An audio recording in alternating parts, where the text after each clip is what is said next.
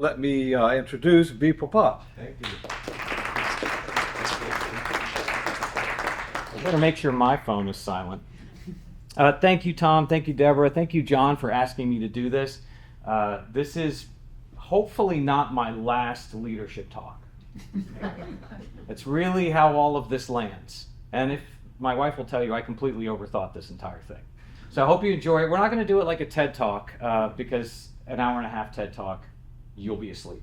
So at any time, if I say anything that causes you to wonder something or have any questions, please feel free to make it more like a conversation.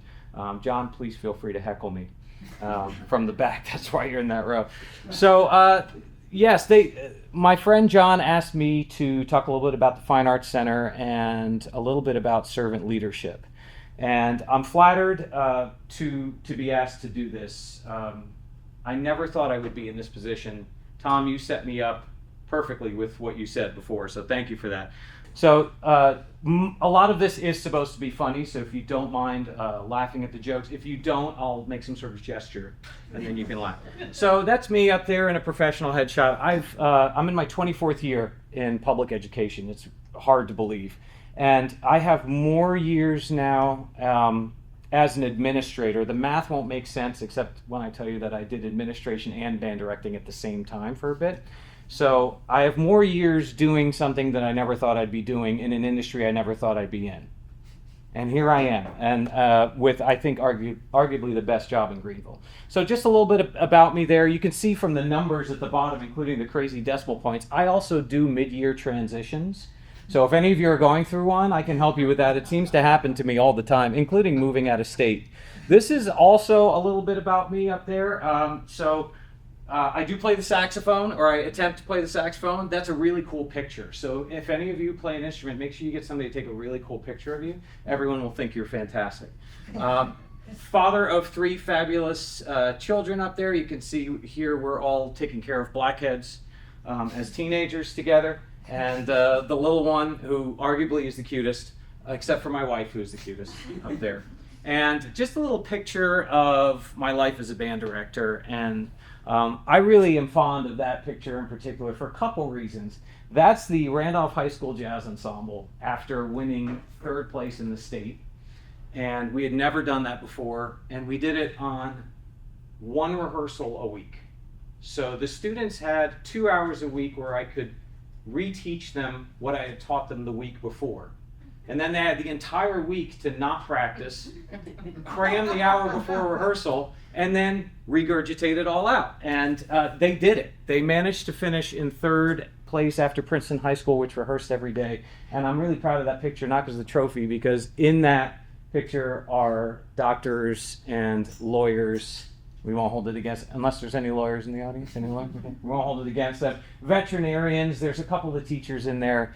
It's nice to go on Facebook and see them married with kids and families and careers and doing well. So we're going to just start with some philosophies that I have learned. There is a disclaimer on this slide. None of this is original. Some of it was taken from podcasts and books, some of it from fortune cookies. So you may have heard these things before, but tried and true and tested in some very intense situations. This is what I try and impart on the students in the school and the faculty at the Fine Arts Center. So first lesson that I talk to my students about is never say never. And this latest lesson came to them last October. This is not this year's senior class. This year's senior class doesn't seem to be troubled by anything. I don't know if that's a good thing or a bad thing. But last year, the seniors came in October, and they just were doing this. And they, we could see they were carrying the weight of the world on their shoulders. So I said, come on, come into the recital hall, sit down on the ground, let's talk. And we talked about the pressure they were putting on themselves. And my lesson to them was that you don't know what's going to happen to you. You think you know, but you don't. That's me on my first day of school. Missing my mommy and crying at my picture at St. Elizabeth's Montessori School. Okay? We're starting to gain a little confidence here, right? With St. Christopher's with the clip-on tie. And then on the right is me duct taped to a wall at a middle school.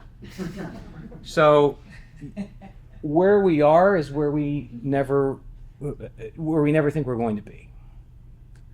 And so my thinking of that comes a lot from the generation of my grandparents. So my mother's side of the family, German Jewish immigrants, fled the Nazis, fled Nazi Germany in 1937, immigrated. It's an incredible story. We can have a drink sometime and I'll tell you about it. But they epitomized hard work, not complaining, overcoming. And so that carries me through a lot of the situations that I run into when I'm leading a school and when I was in the classroom. And what I learned from them is that a river rock is only smooth because of the current that it encounters, right? It starts out rough. And that the path that you're on is not necessarily going to be paved. It could be like a river, hot, cold, rocky, fast, slow.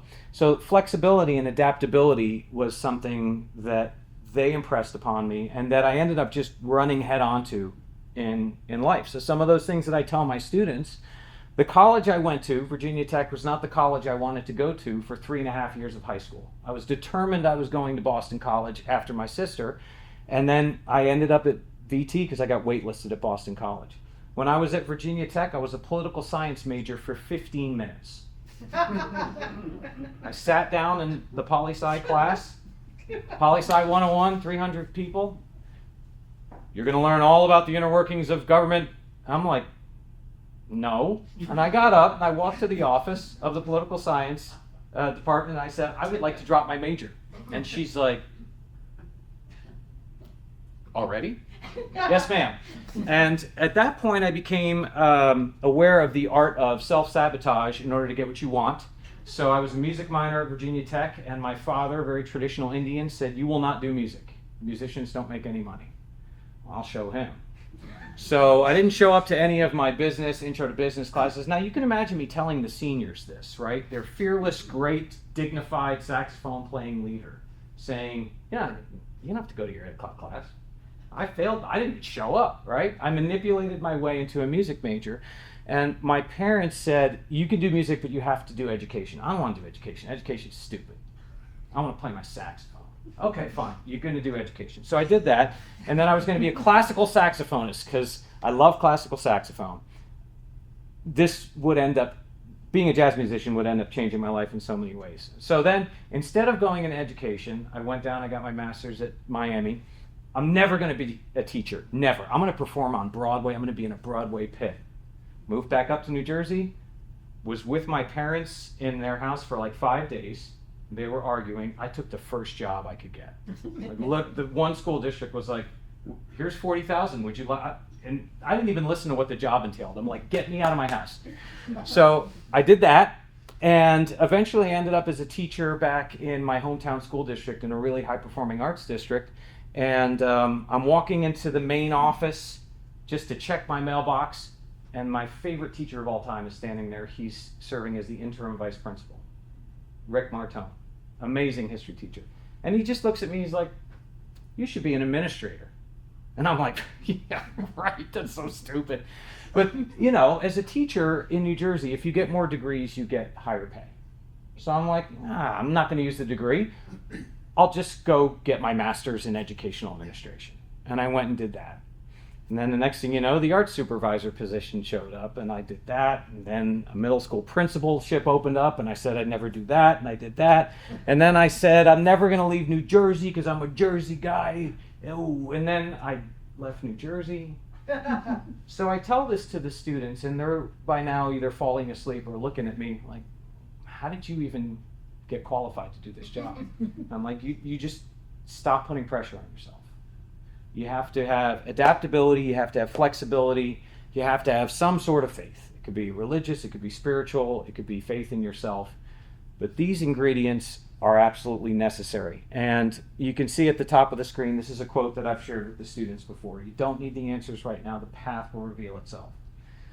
This is part of our approach at the Fine Arts Center that I'll show you a little bit later, where we're just taking steps forward. and making sure that the steps forward are aligned with our core values. So that's the first tenet that we operate by, is never say never. Anytime you say never, you're probably going to end up doing it. The second thing that we try and talk about at the Fine Arts Center and that I try and lead by is really two priority ingredients to leadership: humility and communication skills. And they come from a leader who looks just like a cute, soft bunny rabbit personality. That guy. When you see this gentleman, you might see him behind a piece of glass that says, "In case of war, break glass." Right? Doesn't he look, he looks like war. Like if America had a problem, you'd be like, send him. Right? So here's a gentleman who's a black belt in jiu-jitsu. He's a Navy SEAL task unit commander who led the SEALs in the Battle of Ramadi. He doesn't need to use nuance. He could just Hulk his way through problems, right? Don't you think? Like, just smash it. And here he is writing books on the nuance of leadership, on indirect communication, on listening, on how the hammer is the last tool you use in the toolbox. And I'm starting now in my career to watch other leaders who use the hammer first or only, or have no tools in the toolbox. And I'm like, this guy is on to something, because he can Hulk smash, but he doesn't Hulk smash. So what is it? So I started reading these books. The last one, by the way, I left them on the dining room table. Shoot, I brought home all my books from my office to show you, and I left them home. Gosh darn it, we'll just have to do this again, Tom. Sorry. The last one is very popular with Labradoodles. Our dog Dexter loves it so much he ate it, and I bought a new one. And I brought the new one for you, but I left it. So here's what we talk about with humility, and I'm really insistent upon this, probably to a fault, because I deflect compliments. I've always done that. It's just, I'm working on it. But I've had some people in my life who showed a lack of humility. So it's a bit of a kryptonite for me. And so what we do with the concept of humility at the Fine Arts Center, what I try and ingrain in the students is, you never get to say it's not my problem when you're leading. You never get to do that. Every problem should be your problem. Does that mean you micromanage every problem? Absolutely not. Does that mean you manage every problem? Sometimes you just give it to the right person and you give distributed leadership. But what you have to do is subordinate your ego, which is, I think, very challenging for artists in particular, like myself, because we're so proud of ourselves. You know, if you don't have a little bit of an ego, but if you have too much of an ego as a leader, you end up crippling the organization. So we have to subordinate our ego and eliminate assumptions in order to solve the problem. Here is a post from Jocko's company, Echelon Front, that you can see up there. And they're constantly doing this messaging, this big, hulking, warlike dude. Leadership is not about you. It's about the team. The team is more important. The moment you put your interests above the team and above the mission is the moment you fail as a leader. So something our faculty takes a lot of pride in at the Fine Arts Center is when we do something well, we give ourselves a little celebration, and then we're like, okay, what's next? That was great. How can we make it better? Another source that I like to use is a gentleman named Adam Grant. Has anybody ever heard of Adam Grant? Excellent. So which Adam Grant books have you read, or have you heard of? I haven't read any. Okay.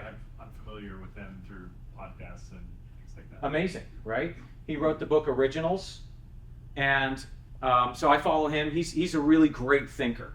And here's another quote from a great thinker about how we have to be cautious when experts have arrogance.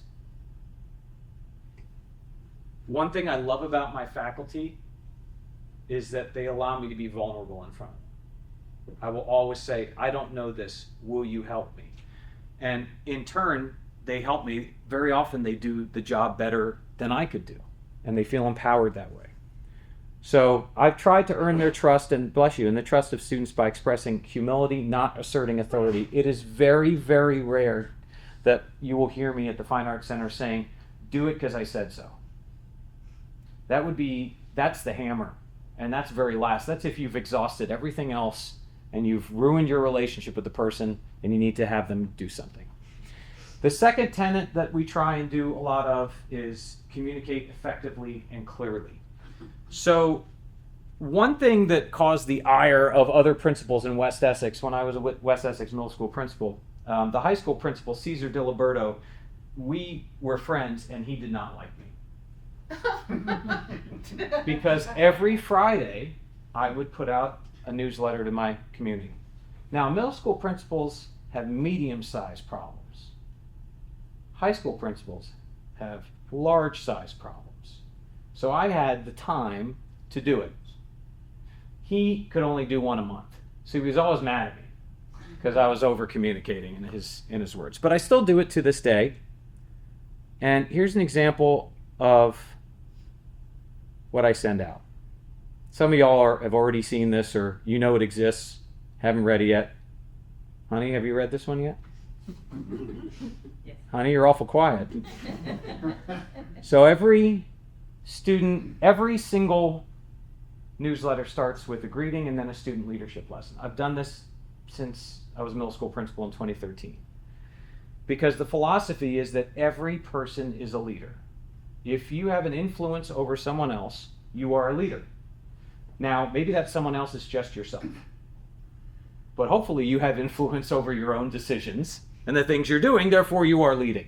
The idea is to help students to gain influence over more than one person. And as Tom mentioned before, leading from the front. I like to think of it as like four-dimensional. Sometimes I'm leading from the front and I have to be out front, where I have to protect my people from something that's coming. I have to serve as a shield for the school, the students, the faculty. Sometimes I just need to be the one going, let's go, we're getting this done, right? But if you're out front, you can't get a full picture of the entire landscape. So sometimes it's better to lead from the rear.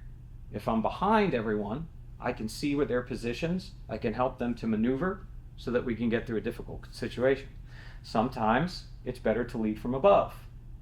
In a school district with 100 schools and 80,000 students like Greenville County, if a principal is not able to gain altitude and see perspectives from the superintendent's view and then explain them to his people or her people, they won't be effective, because the school will start to feel picked on and rebel against the school district when you just like, hey, let's look at it from the global perspective.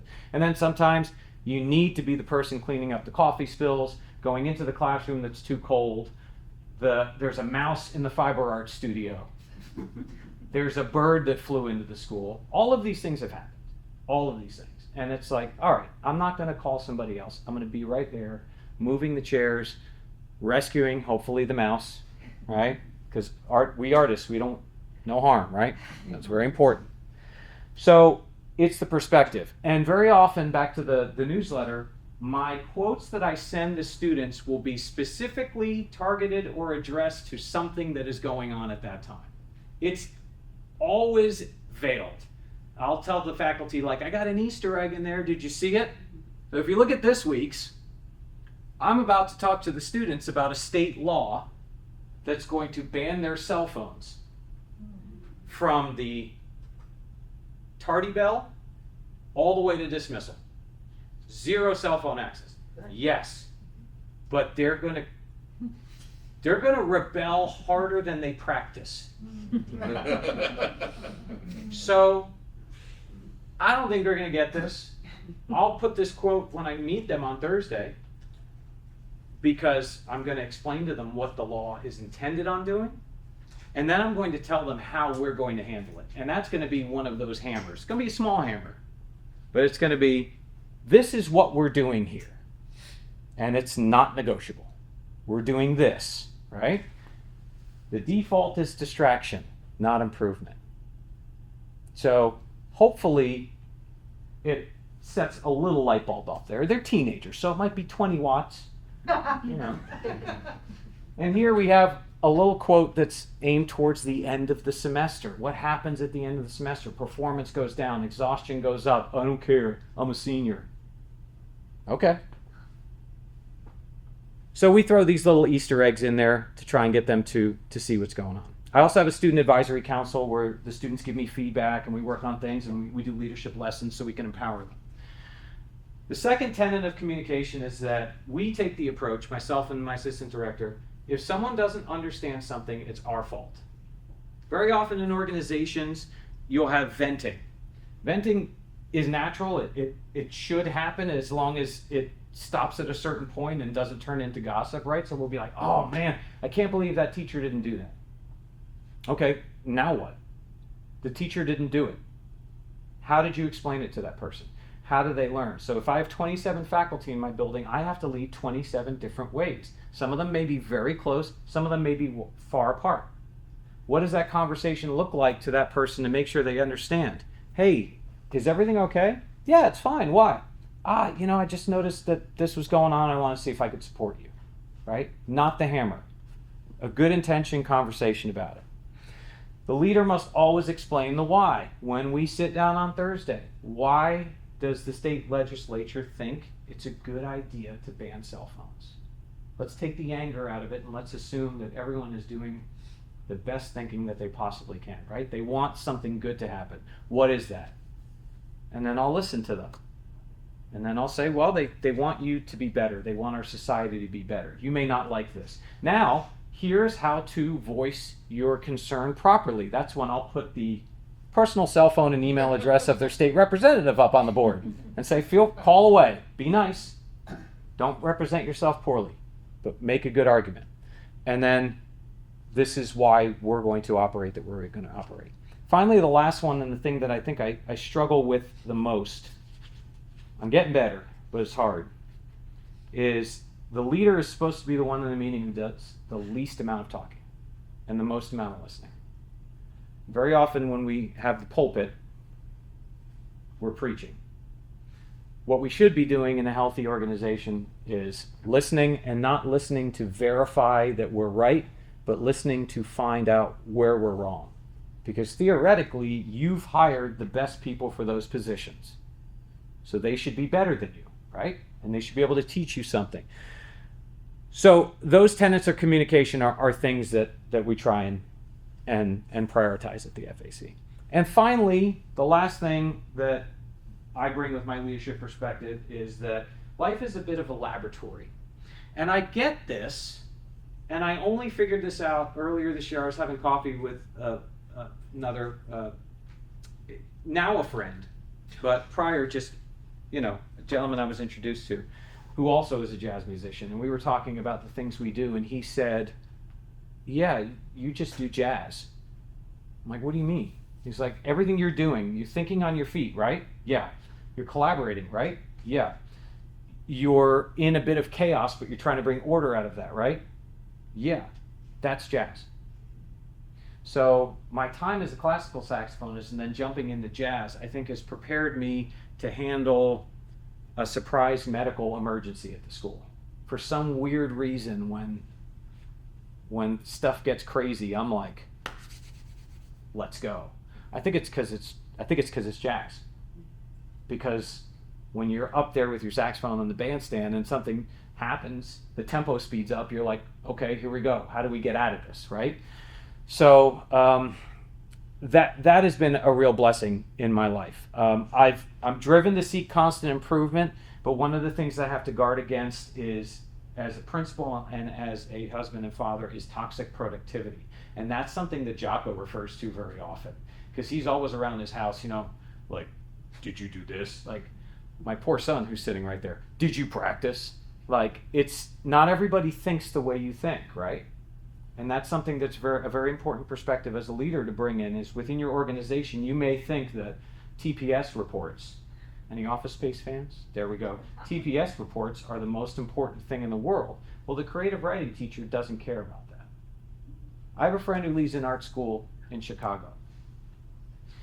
He has a dance teacher whose graduates have gone on to be on the covers of dance magazines. They've danced in the most prominent dance companies in the world. They've gone on to fame in the dance world. And not once in 28 years has he done his grading right.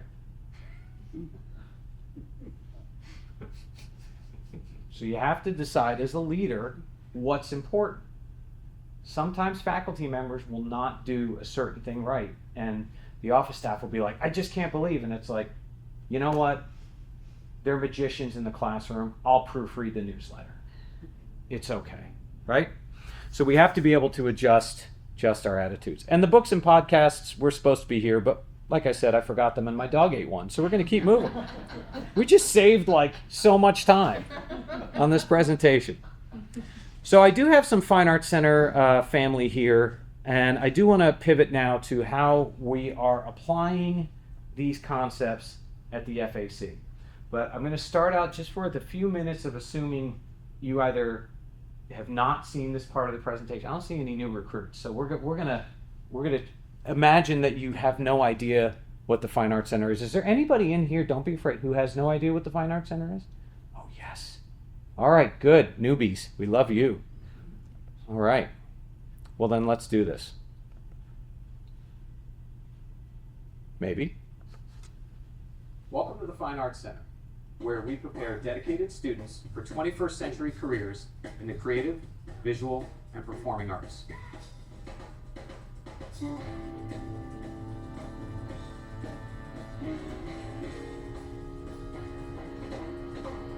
This is a student design film, by the way.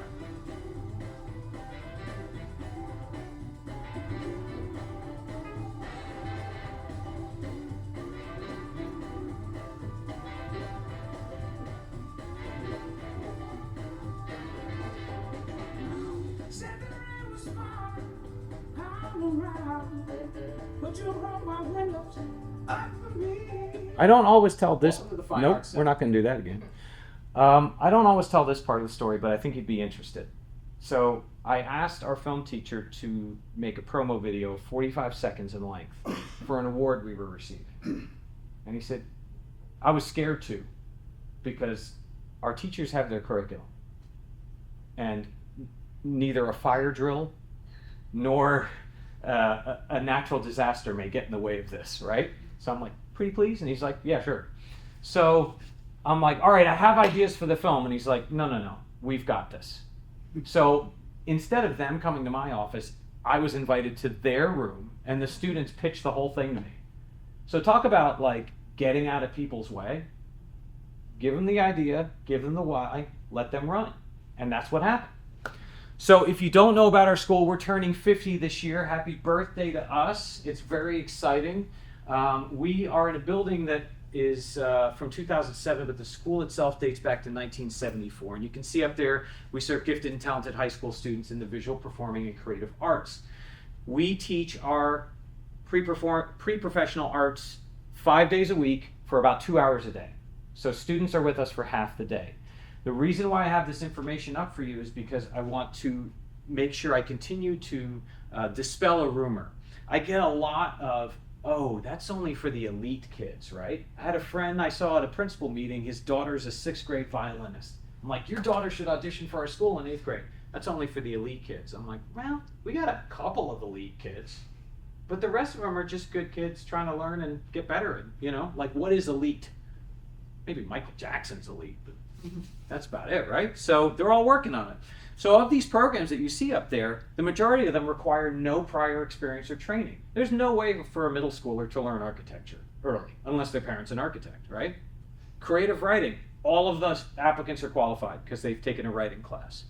We teach dance and ballet and modern, but we can teach a student who's never danced before. The limitations are like visual arts, you have to have some experience, and some of the music instruments we don't teach from scratch. But some of our programs are the only ones in the state. It's the only architecture program in the state, one of 4 like it in the country, that teach architecture the way that we teach it, in a design base. The only theater design and production program in the state. So a lot of really unique things, and it's totally free.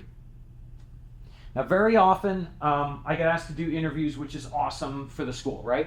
And I always get this question, Mr. Popat, I hear you have X student going to Juilliard and X student going to this school. Which students are you most proud of? And I'm like, just that one. No, I don't say. I say I'm most proud of the students who did everything they possibly could to reach or exceed their potential. And that's a lot of students, right? I have 2 on the screen. On the left is a student named Nasir. Nasir started in the 8 o'clock theater program with 0 experience. He made it all the way to the 130 class, which is our advanced class. He's one of the first kids in his family to go to college at USC Upstate. That is a success story. On the right is Paris Hester. Paris never danced ballet when she got to us. She just liked movement. She's at Johns Hopkins University at the Peabody Institute on a full ride. Maximized potential. We know what it looks like. It doesn't have to be Juilliard. It just has to be that student on their journey doing everything they could and taking advantage of the opportunities they're given. So when we talk to students who are applying, I will tell them, every one of you is talented. Good for you. The ones we want are teachable and tenacious. Every day they value being here, and they may not like the feedback. Like, nobody really likes to be told to do something again. But after getting over that initial phase, like, they move on and they work, and that's really what we're valuing in students. The curriculum at our school is fast-paced. It feels like a college. We don't have bells. We rarely do announcements, right? So we keep it very focused on the art form. And the students do achieve entry into colleges and universities across the country thanks to the mentorship that they get. So in that very individualized environment. For those of you unfamiliar with the school, just to quickly, this is what the schedule looks like. Now, first of all, if any of you are interested in applying, I'm sorry, we do not have an adult education program, though I appreciate that. Otherwise, we'd have like an after-school session for you, and that'd be a lot of fun, right? Mm-hmm. So, but there we have the 8 to 9 classes, the 9-15. This is a very different schedule from most art schools across the country. What you'll find in most art schools, like we have 3 in the state, Charleston School of the Arts, the Governor's School, and our school. The Governor's School is more of an example of a traditional high school schedule with academics and arts under the same roof, though they're residential. So that's even a different classification. A lot of our brothers and sisters across the country are one building, academics in the morning, arts in the afternoon. We're just all arts, which means that we can provide levels of instruction and a little bit more differentiation. Our teachers are all professional teaching artists. So of the 27 teachers, only 3 have standardized teaching certificates. This is because of Dr. Roy Fleur, who was the director of the school for 27 years, and he went to bat for this in the early 90s.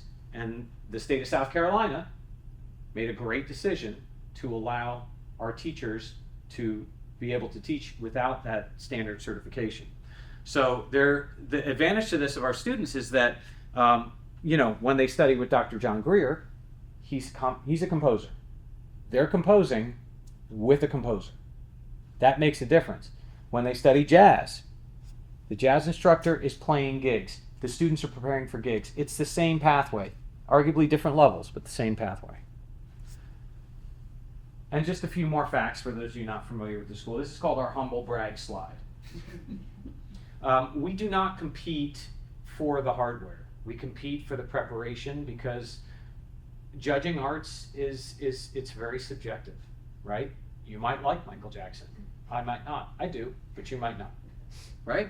So we do it for the preparation. It does yield some very high results. Scholastic Art and Writing. National Young Arts is the most competitive art competition for high schoolers in the country. In the past 2 years, we've had 6 winners, which is really unprecedented for us. You can see the scholarship dollars. A lot of times students who are interested in our school will say, I don't know, I can't take my 46 AP courses, Mr. Popat, in order to be able to get into Duke University. Well, we've had kids get into Duke the last 2 years, and our 123 seniors last year earned $19.6 million in scholarship offers. So the art education works. I was just talking with Tom and Deborah before this. Reading programs come and go. The arts has always impacted educational achievement. So, nothing else to say about that. And our efforts have won some national awards. So we are an exemplary art school network, and also a award winner for one of our programs that I'll tell you about a little bit later. So that's kind of an overview of the FAC. Now, a little bit about when I got there, which is an interesting situation. So I had been applying to jobs in Greenville for 4 years with no bites.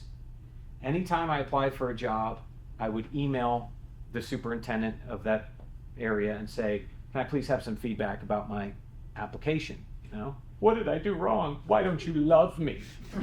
Right? Nothing. We'd come down to Greenville to visit my wife's family. And I'd be like, I'm going to be in town for 10 minutes. You want to grab a cup of coffee, you know, maybe a bagel, something like that? Nothing. Maybe it was the accent.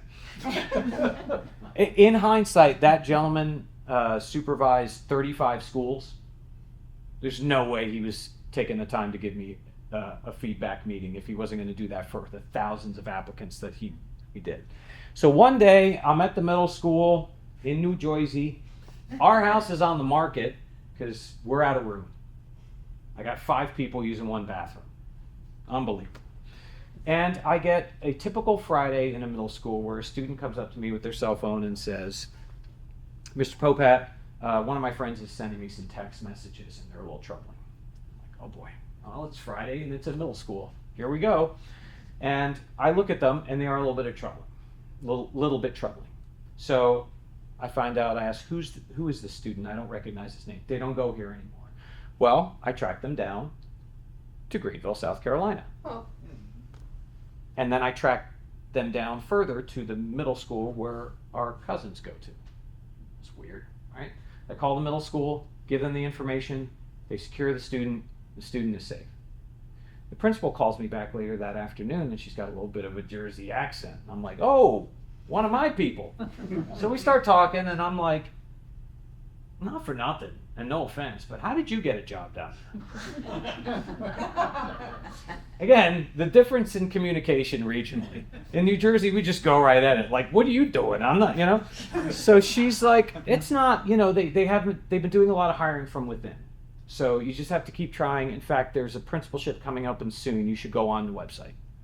All right. So I go on the website and the Fine Arts Center is listed. And I look at the qualifications and it says building level leadership, arts background. I call my wife. Honey, you're not going to believe it. I can get back in the arts. All I have to do is get a job 800 miles away. And so I apply. And wouldn't you believe it? The guy who had been doing all the hiring for the middle schools sent me an email. Mr. Popat, we see you're interested in a position at Greenville County. Yeah, for 4 years. Like, what's your problem, pal? I didn't say that. He's like, you should apply for this job. So I do. And I become a finalist for that job. And they fly me down. And the day I fly down, our house gets an offer on the market for $80,000 less than the value. Because it's New Jersey. We were never getting that value. And I don't get the job. 3rd place. So before I fly back, I sit down with that gentleman and I threaten his family. No, I'm kidding. And I say, you know, he asked me how serious am I about moving. And I said, with respect, I'm only going to do it once. I'm not putting my family into a house up there, applying for another year and doing it again. You know, that's not fair to them. And so he said, I got another job you can look at. And I'm like, well, I'm really interested in this Fine Arts Center thing. Yeah. Come look at this. So I apply for that job. I get that interview. And then I get the Fine Arts interview. And I end up getting both job offers. So I get to pick. And they were really nice. They held the first one for me while I finished the Fine Arts Center job. So, wow, that was not in my script of what I was going to say, but you seemed interested, so I just kept going. So I got the job, and I started to research a little bit about it, and there were some leadership changes over the few years. So the first thing they were just looking for was positivity and stability. And I'm like, well, I'm a positive, stable guy. Let me just go in there and be positive and stable. So you know, I came in and I just observed. I didn't say, this is the way we're going to do it. I didn't really say anything. I just smiled. I did what I do with the students, which is dance and have fun and joke with them and, you know, show them love. I started going into classrooms with my assistant director. The two of us are new at the same time. And at first the teachers were like, why are you here? And we're like, we're just watching. We just want to know what you do. And eventually the ice broke. And they knew that we were just watching. We were just interested. And then we do things like, hey, what do you need right now? And some of them would be like, I need those blinds fixed. Great. And then the next day they were fixed, right? So you start by these little victories and start making some small decisions, right? So yes, that is me in a $49 Amazon cactus suit, hugging an inflatable cactus in the voice studio for a raise craze where we raised $30,000 with way too much effort. And I got duct taped to the wall again. All of these things happen, but it was about meeting with them, finding the areas of friction for each of them individually. Some of them needed to be put away for a couple of years, right? Especially when you deal with like interpersonal things between faculty, you're like, okay, we're gonna maybe put that aside, and what can I do to help you feel heard and appreciated more? And about 8 months in, COVID hit. And we all turned into crisis mode, right? And that's my wheelhouse. I was not rooting for the pandemic, all right? But when the stuff goes wrong, that's when that's when the jazz musician kicks in.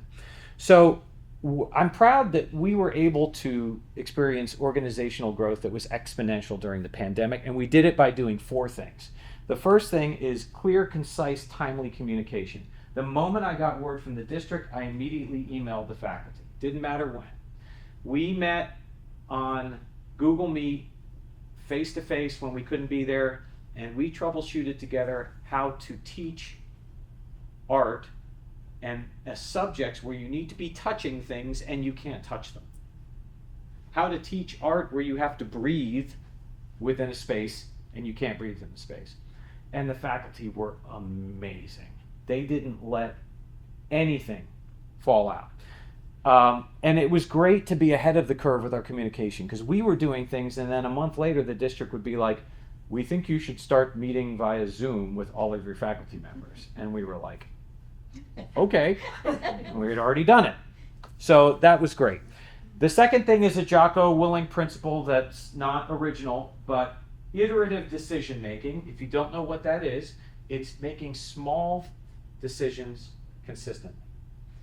Sometimes leaders get paralyzed by thinking they have to make a big decision. And how do you eat an elephant? Well, hopefully you don't. Maybe you anybody like elephant here? Dr. Gray loves elephant. I saw that on growth. So, but the joke is one bite at a time, right?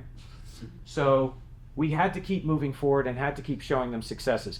The school district made us the first school to go to in-person graduations during the pandemic. You all remember that? When we had to be 6 feet apart, we were in bon secours, we were masked, we had to zap each kid's head with the laser beam. No, the temperature gauge. We couldn't sing.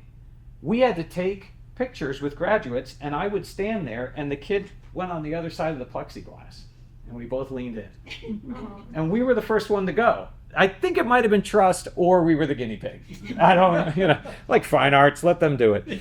So I was there. you were there. You were the guest speaker, sir. So, but we just kept going. Yep, okay, let's keep going. We keep going, and a lot of it was Casey at the time, the assistant director, and I just getting in there with the troops. So when we had to come back in person and we had to put plexiglass in the rooms, I was the one installing the plexiglass with the teacher. We were moving tables. We were on our knees routing cables. Like, there's no way I'm going to make you do this on your own. I'm here for you. We all agree this is terrible. Now let's make it happen. And the other thing during this was we got together and we wrote a mission statement for the school, a set of vision statements, core values, and a strategic arts plan. And all of that is on our website. Recently, we even redid our website. When I applied to the school, they asked me in the interview, what do you know about the Fine Arts Center? You know what I said? Got a little jersey on them. Sorry. I said, I don't know. The website hasn't been updated since 2016. Oh! And I stood up, I did that. No, I didn't do it. I was a little nicer. But it was true. So we moved to a Google site, and then eventually, when we could afford it, through the help of the partners, we built this site because art schools have beautiful sites, because art schools are beautiful. Okay? And then what we did was we started to craft our mission statement, our vision statements, When people visit our website, we want them to see that it's warm, it's inviting. We have a history of the school there because we respect our history. And then we have our strategic arts plan, and it's all there for people to see. And every decision we make is guided by the plan. So if somebody has a question, why are we doing this? Well, let's go to this. This is the document. This is what we decided is important for students. These are the processes that we're going through. This is how much it's going to cost. This is when we're going to get it done. All of this laid out in detail that hadn't been done before but needed to get done. So that was first.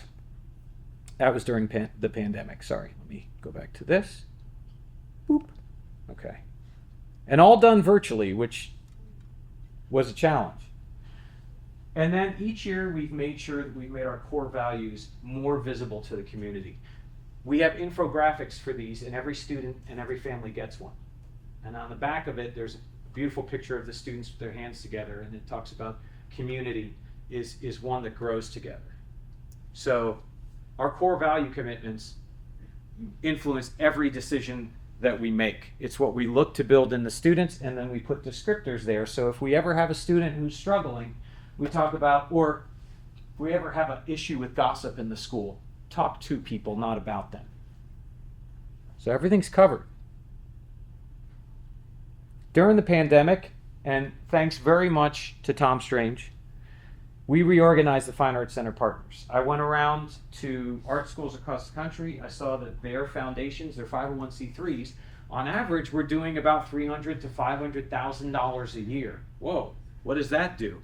Well, it does scholarships, it's guest artists, it pays for kids' classes, it helps to buy instruments, it levels the playing field.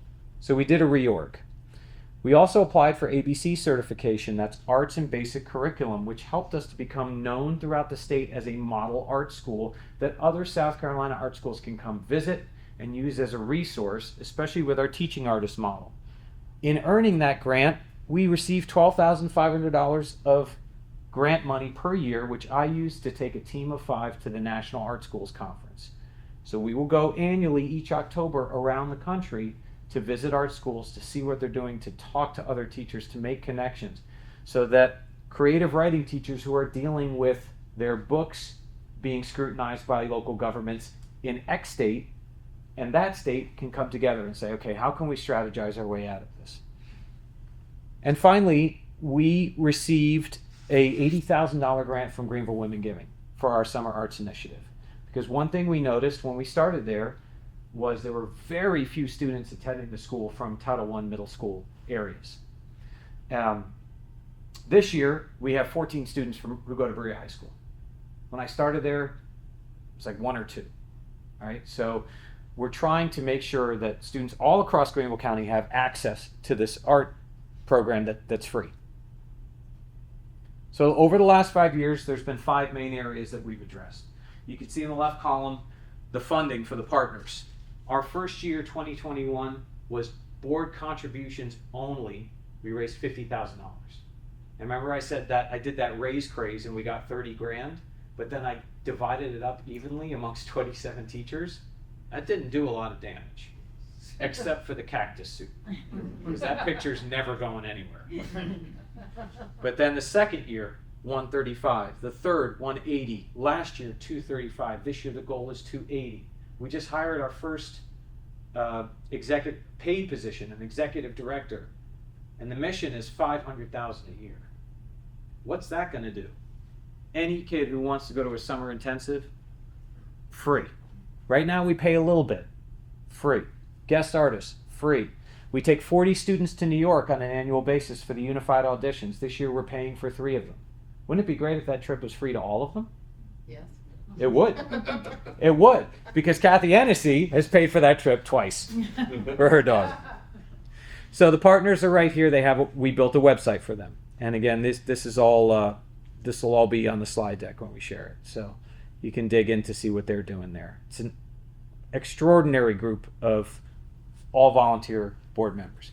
We were able to add positions to the school because not all the classrooms were filled and not all the programs, and some of the programs had big, long waiting lists. So with that, we've added positions in architecture, creative writing, winds chamber music, halftime positions in sound engineering and theater, to give more access. We have increased our numbers from 406 in 2020 to 456. We're on a mission to get to 480. Then we're full. Then we get to go to the school district and go, how about a new building? Yeah. Right? How about the Tom Strange Annex for the Arts? No! Oh, okay, darn. The John Greer, no, okay. Yeah. Yes, okay. We needed to do something about getting students from Title I areas involved in our program. So again, remember I said iterative decision making. We did the summer arts intensive, but the first one was for music only. Not because I'm a musician and not because I love them more. They were just ready. They brought it up. They said, we want to do a summer intensive. Let's do a summer intensive. Did we know how to do a summer intensive? Absolutely not. But we've done it for 3 years. We've added programs each year, and each year we've made mistakes. We've gotten better. That is one of the best things. The faculty are experts. They're awesome people, but the best part about them is they are like all into the experimental stuff. Like, not the weird stuff. But when I'm like, let's do this, there's a couple people who are like, and it's like, that's all right, you don't have to do it, but the rest of us, we're going to do it. And then when you see it's awesome, you'll jump on too, or we'll just, you get somebody to teach your summer class. It's okay. And again, we've increased presence. We have 3,900 followers on Instagram, which is 6.2 million less than Britney Spears, but that's fine. And again, here's some stats about what our partners have done since 2021. 66,000 for summer arts intensive programs to help students to afford going to places like Interlochen and Brevard and Joffrey Ballet all across the country. $210,000 for guest artists to come in and work with our students. $55,000 for scholarships, $70,000 for wish list items that we could not afford without them. Now, we do get money from the school budget. I'm not saying we're underfunded by Greenville County. We're equally funded. And in fact, the per pupil cost for the Fine Arts Center is more expensive because the class sizes are smaller. So we are funded by the school district. But we cover class fees for all pupils in poverty. And finally, we're coming up to the end. Thank you so much for your patience. Just a glimpse about some of the things that we're doing right now that we're super proud of. The Summer Arts Intensive now has a really cool website. And so now any family of a middle schooler or a high schooler who wants to register their child can. The program will remain free for all students from Title I middle schools and Title I high school areas. There's no such thing as a Title I high school. It's a middle school only here. But we also provide free bus transportation for those students. Because if you were to ask me what is the great equalizer in Greenville County for students from underserved areas, it is 100% transportation. If you can get them there, they can do it. If you can't get them there, they'll never know. So we have this awesome summer arts program, and now we're doing every single area at the Fine Arts Center. My dream is to make this a multi-week program with different levels to bring in national and international artists into Greenville to come to work with these students. Right now, we're just only in year 4, so it's only going to get better. Our architecture program is doing something super cool. Let me show you this. So this is an example of getting the heck out of your people's way. Good leaders do this. And this is just one example from the building. I'm not saying Dr. Catherine Smith Gates is the only person who does this, but she came to me and said, I want to build tiny homes. And I went, cool. That's generally the reaction, right? If Joe is like, I don't want to teach jazz anymore, I only want to teach British rock, I won't go, cool.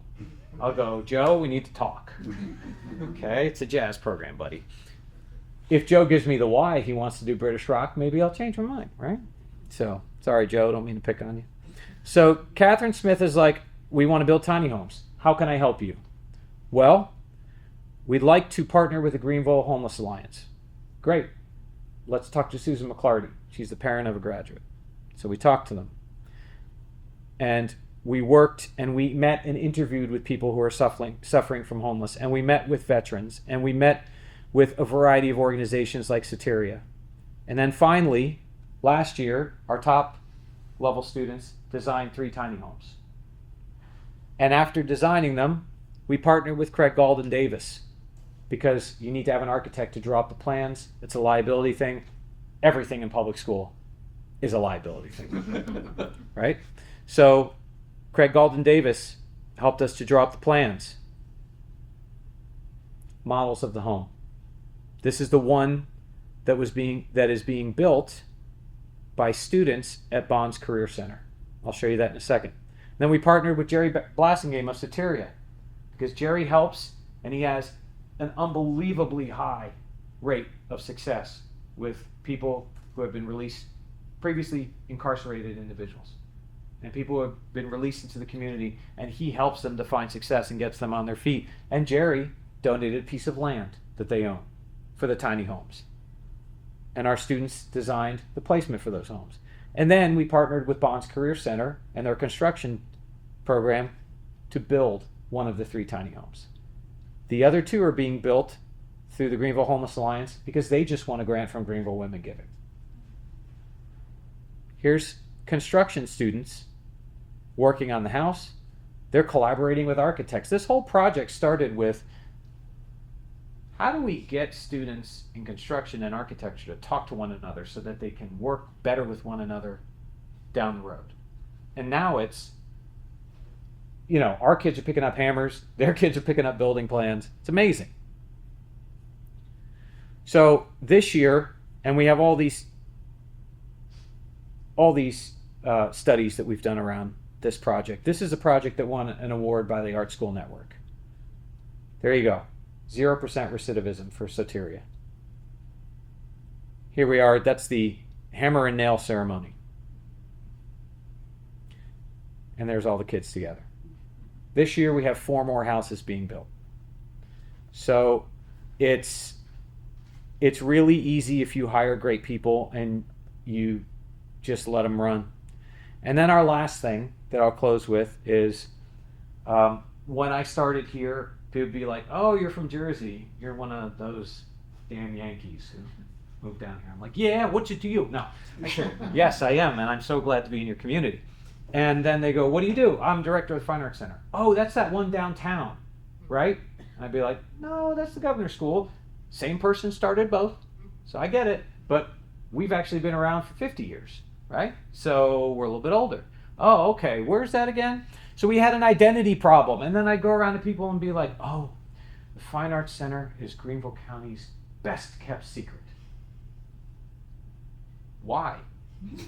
Why do you want to keep a free art school that's awesome a secret? Let's not do that. We had never been downtown to perform. So we did a thing. We didn't know how to do it, and we did it during COVID. There's a problem playing this video. Oh no. Oh boy.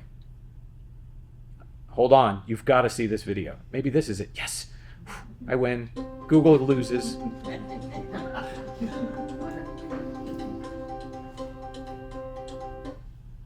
Uh-oh. Google always wins.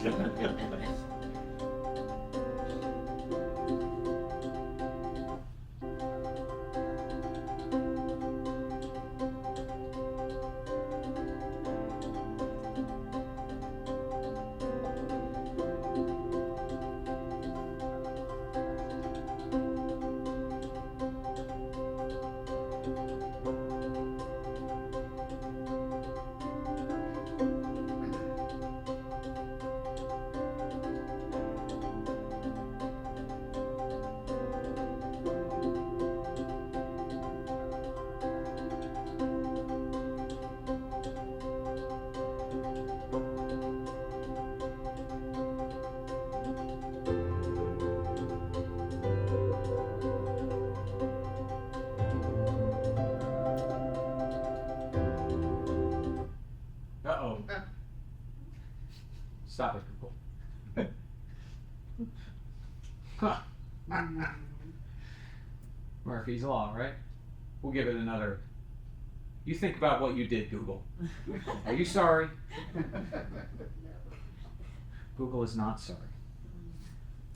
Well, the ending was the best part. So anyway, now what we have progressed with this program is this is coming. And we'll be doing our 50th anniversary celebration, not at the Gunter Theater, but in the Peace Center Concert Hall. Again, taking a risk. Does anybody in my school, including me, know how to do a 50th anniversary celebration? No. Have any of us filled 12 to 1,800 seats? No. Do we think that we're worth it and that it's good for the students? Yes. So we're doing it. And I just had a meeting last week with some of the teachers who do a lot of production, and just to hear the ideas that are starting to generate, it's what's happening at art schools across the country, you know, where they do these annual galas. Well, we're doing it, and we're using this event to get our alumni back together. We're trying to build our alumni base again, so we have alumni events going on. We're starting a Hall of Fame to recognize our alumni, and doing that, we'll be doing that on an annual basis. So it's just a very exciting time to be in the school, and I'm very fortunate that they allow me to play, to be a jazz musician as a leader. They allow and accept the fact that, you know, we never say never at our school. We always look at it, try and figure it out. If it's best for kids, it's what we do. We use, you know, life as a laboratory, and we're always trying to lead with humility, excellent communication, and with our hearts. So I thank you again for your opportunity. Thank you, John, very much for asking me to do this. Thank you, Tom and Deborah and the Sigal Music Museum. I have 2 emails up there. If you'd like to talk to me about the Fine Arts Center, if you'd like to come for a tour, please just send me an email. We tour all the time. We don't want to be the best kept secret. If you have any questions or wonderings or thoughts about leadership, or maybe you thought the lecture was horrendous, you can go ahead and send me an email at the bottom, right? So, just kidding. But thank you again very much. Does anybody, before we wrap, does anybody have any questions about anything they saw, the school, things they were noticing? Yes, sir. Would you mention the alumni that are going to be coming for the 50th? Absolutely, absolutely. So we're starting off, because we have 1,200 seats to fill at least, with some of the bigger names. So Marcus King will be performing 2 songs acoustically with us. So he's part of the class. Rory Scovel, who is a big name, he's got a couple Netflix specials. We've asked him to do like a short set that's PG-13. If you look him up, he knows all the 4-letter words. Okay, he's very good at them, but we've asked him to Disney it up for us a little bit. So he'll be there. And then Kelly Hall Tompkins is a violin virtuoso. She performs around the world and has a nonprofit in New York to help increase music education access to students. She'll be performing with our string students on a custom arrangement of Fiddler on the Roof. So, and we also have another surprise induction that we're not telling anybody about. So you just have to buy your tickets. So yes, those are our 3 alumni. When is it? April 10th, 2025. All the tickets are on sale at the Peace Center. There's also sponsorship opportunities if anyone's interested in that as well. Any questions for me? If Yes. there's a student who is interested to apply for this year, for the spring, is that possible? Or no? It is, yeah. In fact, we're actually going on the news tomorrow on Fox Carolina and SPA to do a little performance and talk to people about that. So our application is open for all students in grades 8 through 11. They can apply anytime. So we even take first-time seniors. But it is free to all students who live in Greenville County. There is priority given to students who go to Greenville County schools. That's a Board of Ed policy. But yes, they can apply right now. And if they're a Greenville County student, they can apply through Backpack. I see. Okay. I'm thinking of my niece. Yeah. Who could live with me. But she's living in Canberra, outside of Asheville. So we do not ask the questions in depth as far as where they will be living as long as when they're registered, they're registered into Greenville County. Well, we have a So. student at Stone Academy who's living on our street because she was displaced from Asheville. So if you're, I mean, she has an address. There we go. And if you go on our website and you click on admissions, everything's in there, including that video again. And we have the audition timeline, and it's meant to be very, very user-friendly. You click on apply now, and all the directions are there. And as I always say to the students when they're applying, you can always call our main office, or you can write us a nice email with a question about how to apply, and we're happy to help. Dr. Gerser, you had a question. A comment for any of you here for whom this is relatively new. If this seems too good to be true, it is, except it is real. I taught there for 35 years, and I remember when we were the best kept secret in Greenville. Yeah. And so all of you can help us out by word of mouth, along with everything that Vee and his staff are doing. There's no more credible mode of communication than that. But I can tell you, as one who's been on the inside, and I still come and sub once in a while, and a lot of the faculty are friends of mine. So I've seen it from the inside and a bit from the outside, and I can tell you that the morale is through the roof. And a happy community like that means education thrives. I've been to the Elevate concerts that have been held so far, and it's not a matter of, oh, isn't that cute, they're high school students, and yet, no.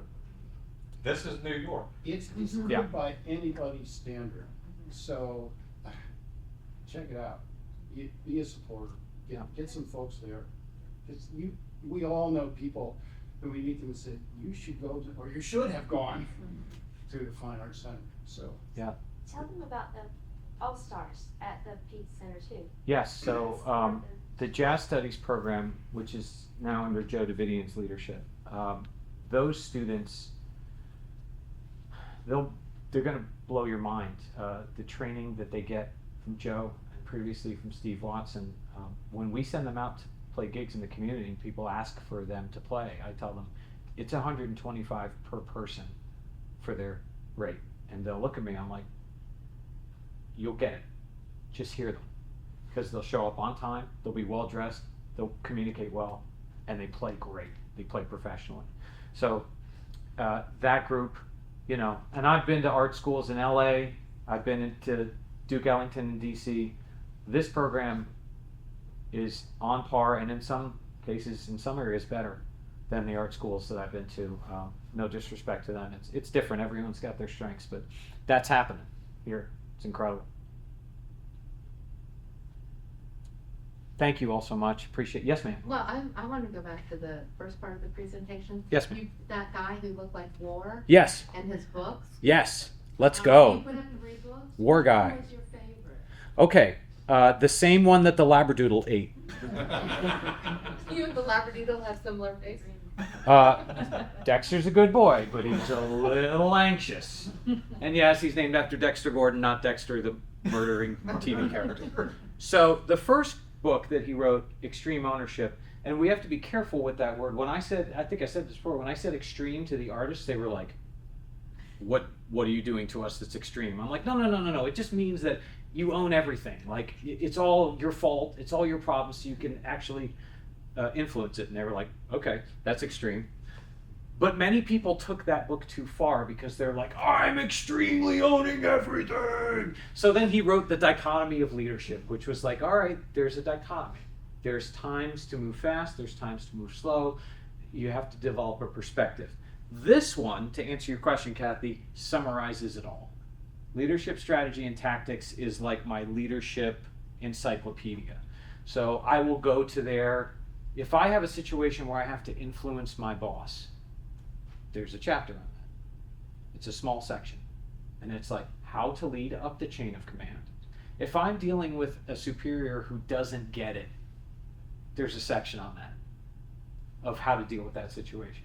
If I'm dealing with a student or a teacher who needs counseling on a certain thing, who's not getting the procedures, a section on that. So Leadership Strategy and Tactics is excellent. He also has a podcast.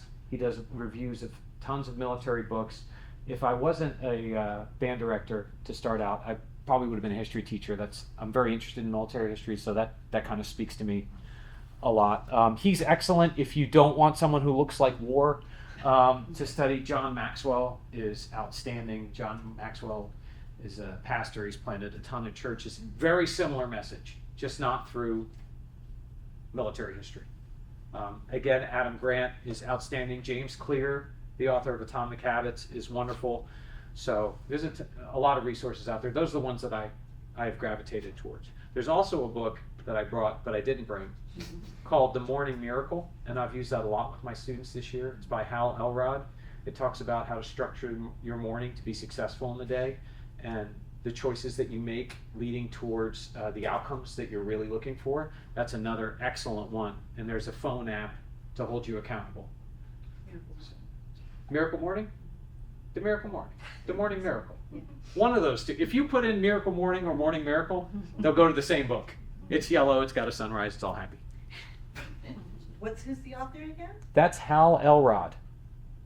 Warning, he's going to want you to get up at 5, do a cold plunge, exercise, read, do the whole thing. But it's amazing. Anything else? Any other questions? I'll hang out if you have anything individually. Yes, ma'am. Could you put back the email contacts? Absolutely. As long as I don't have to ask Google permission, we're good. There we go. Perfect. And you can find me on our Fine Arts Center website, fineartscenter.net. The Fine Arts Center partners are facpartners.org. And our tickets to our 50th anniversary are on the Peace Center website. Do come. Yes, please. You will not be disappointed. Thank you all so much. Appreciate it.